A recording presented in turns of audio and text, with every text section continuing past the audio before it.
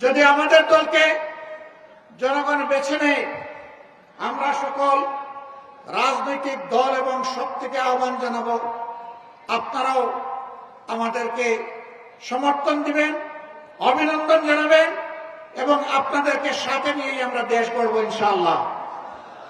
কেউ কেউ ইতিমধ্যে বলেছেন তারা ফ্যাসিবাদ বিরোধী সকল দলকে সাথে নিয়ে যদি তারা নির্বাচিত হন তাহলে সরকার গড়বেন ইল্লা জামাতে ইসলামী, জামাতে ইসলামী ছাড়া।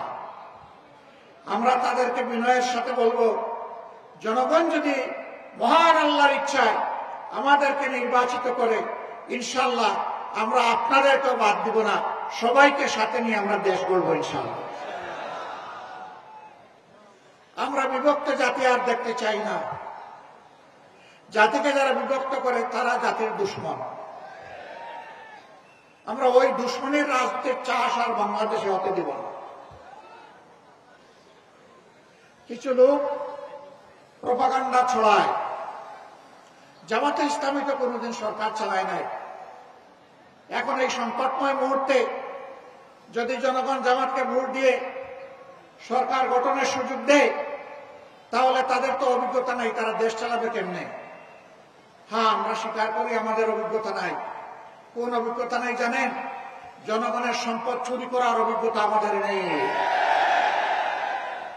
দলীয় কর্মীদেরকে দিয়ে চাঁদাবাজি করার অভিজ্ঞতা আমাদের নেই।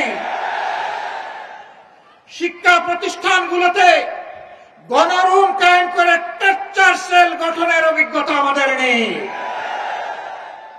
সর্বপর্যায়ে মাথা থেকে পায়ের কথা দুর্নীতি করার অভিজ্ঞতা আমাদের নেই।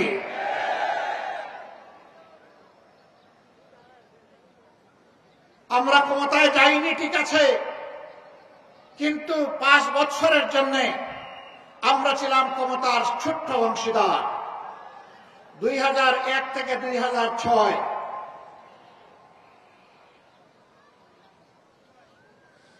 সেই সময় সরকারের স্টিয়ারিং যাদের হাতে ছিল তারা দেশকে সুশাসন দিতে ব্যর্থ হয়েছিল।